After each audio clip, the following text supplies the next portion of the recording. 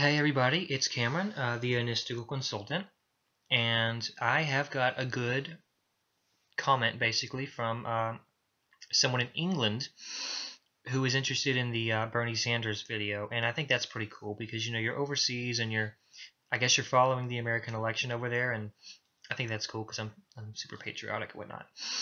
But yeah, I love England. I would definitely love to visit there as soon as I got some money. It's a great place from what I hear. Of course, I've never been there personally, but I would love to. So in any case, let's get started. So I'm not going to sit here and read the whole thing verbatim, but you're basically getting into workers' rights. I think the gist of this is, you're getting into workers' rights. You have the NHS, the National Health Service, which guarantees people have medical access and they don't go bankrupt. And you're talking about the minimum wage and sick paid leave and overtime pay and certain amount of vacation days, etc., etc. So I'm going to try and go through these one by one,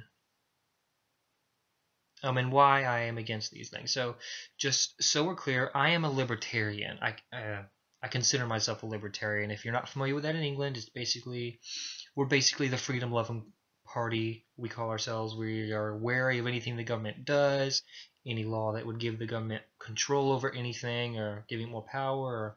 We're absolutely against raising taxes at all time. We believe that almost in 99 out of 100 cases, you can cut something or reform it or privatize it and just simply take it off the government books and not hurt somebody. We think there are creative ways to do that. And just cutting something out of the blue, of course, that'll hurt people, that'll affect people, but we think there are creative ways to do it and not raise taxes. But that's a whole other issue. So as far as paid vacation days, it's a good idea, but I see it as a way that basically increased the cost of doing business, which I'm against almost anything 9 times out of 10 that increase the cost of doing business. I think it hurts the worker, and we're talking about the rights of the worker. So I think that actually hurts the worker more than it helps because it sends businesses away that can't afford it. If you can't afford it, if you can't afford to do business here, if your margin is too low, and that makes the margin, that will make you go into losing and not making a profit, that's going to send that business away or force them to not run their business, or it's going to close them down. So I think this is not something that is completely necessary. It's just, something people want, something people like, and of course they're going to vote for it. And some people, say it's necessary. We have to have these vacation days because it helps the worker be more productive and this and that. And, I just want to grow the economy enough so that people can make enough money on their own that they can pay for their own vacations. Paid vacation days are good, maybe a few of them, but we don't need to be forcing companies to pay for a whole lot of them. Because I'm in school, I don't even go on vacations. I just drive an hour away and go do something that's not in my town. I don't pay for vacation days or whatever. There are a few instances where that could be okay, and I would love to encourage as businesses to do that on their own. And that's a whole different scenario. Encouraging businesses to do this, giving them incentives to do it, that's a different question. But using government force and coercion by making a law, I'm against that. And so you also get into the NHS, the National Health Service. Now, from what I understand, this is a single-payer system. It generally takes the cost off of the citizen and puts it on local, state, and federal governments. I don't know if there's an equivalent of state governments in England, but municipal and federal government. So I think that kind of system works well in tiny countries, in small countries. England is not a tiny country; it's a medium-sized country. So it might work well there. I'm really not familiar with the statistics to see if it works well in that country. It would work really, really well in Singapore, Hong Kong, Iceland, Ireland. Maybe it does really work well in England, and I understand because you're stating here, and you obviously backed it up, people don't go bankrupt. But the problem with doing it in a large country, even medium-sized countries, is that when you have a single payer system, it does two things. First of all, it costs the government a ridiculous amount of money, which sometimes it just cannot afford, and I am totally against governments incurring large amounts of debt that they are not willing to pay off in 10 years or a short amount of time. Because unless you're taking on debt as an investment, if your regular budget has to be financed by debt, you really are in a bad position, because then that's when you're on the road to unsustainability. And of course, every modern developed country is in that ridiculous amount of debt, which is almost infuriating. But once again, we're getting off topic.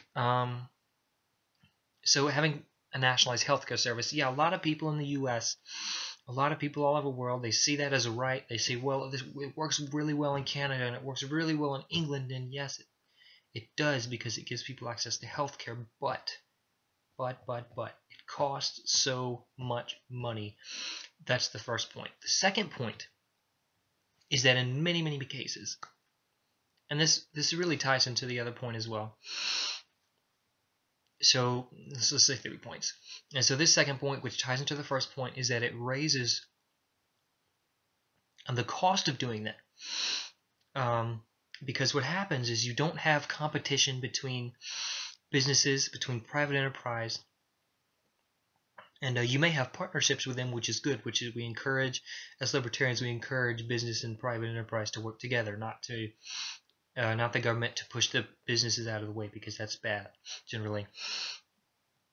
But when you don't have businesses either working together or competing to keep everything really low cost, not cutting cost, you're going to have prices for things skyrocketing, which is what has happened in the U.S.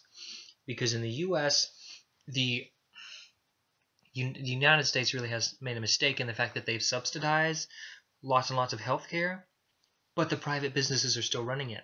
So what's happening is the private businesses are raising all their prices for not just for medicines, but for equipment, for hospitalization, for emergency rooms, and for medicines. And of course, the FDA has this ridiculously difficult approval process for drugs, which makes drugs more expensive, but that's something else also. The FDA is the Federal Drug Administration of the United States. Once again, you're in the UK. Don't know if you're familiar with it. But the government subsidizes things which private businesses do, which raises costs. Now, that may not be the case in the United Kingdom. It is here, which is why, once again, that's a big problem. But when you have government entities and private organizations working together, when they work together, that's another story. That's when you're going to get your costs to go down, because you're not going to have a monopoly on anything. Monopolies are bad. Everyone agrees with that. Okay? No one will say a monopoly is good for the world. It lowers costs because it gets rid of monopolies. It increases competition. It increases cost cutting. It encourages cost cutting. And generally speaking, it brings more business to your country, more medical and technological business to your country or your area or wherever your jurisdiction is. So that's good. And so I'm against an NHS-like system in the United States, because our system is already screwed up enough. It's already such a bloated bureaucracy that it's going to grow itself to unsustainability. And that is bad. I also believe a single-payer system in the United States would become so bloated that the quality of care would decrease dramatically. So maybe everyone would have care, but there's not enough money to go around, so the quality of care would have to be, you know what I'm saying? And, so that is not good, even if supposedly everyone would have access to it. I think the best way to increase the quality of care is to encourage these public-private partnerships so that they can work together, so that they can negotiate, so that they can get these costs down. Not by nationalizing the healthcare system with a single payer system. I'm completely against nationalization of this in the case of the United States. England, it may be different. and there are also maybe 20 other factors involved that I'm not aware of. So it seems to work okay in there, but this is why I believe it would not work in the United States. Okay. So you're getting into the points of right. So those are your main points, and so I hope that helped clear it up a little bit from my perspective. I am for paid leave for women who are pregnant. I'm forgetting the words of the moment, so that's what I'm going to go with. I'm for that. I'm not for more than a few paid vacation days because I think it increases the cost of doing business. I'm not for nationalization of healthcare because, once again, it will cause, in a large country, it will cause cost to skyrocket, and it will cost the government a ridiculous amount of money, which it can almost never afford. Now, if you could magically afford all of this, if you had that much money, more power to you. Once again, governments do not have that much money. They cannot afford to pay it. So what's another one? I think that's pretty much it. If I'm missing anything, don't be afraid to comment again. Please ask me more questions, more specific questions, because I think, this is my longest video, 11 minutes. Wow. In any case, I hope that cleared some things up. If you want to continue to talk about this, I'd love to have a chat with you or something, maybe later on. So yeah, this has been Cameron Brooks, the Unethical Consultant. If you have any more questions for me, don't hesitate to ask. Don't hesitate to email or to direct message me, whatever you want. So I hope this cleared things up for some people or for you, Rant and Rave. So I'll see you again next time. Thanks for watching.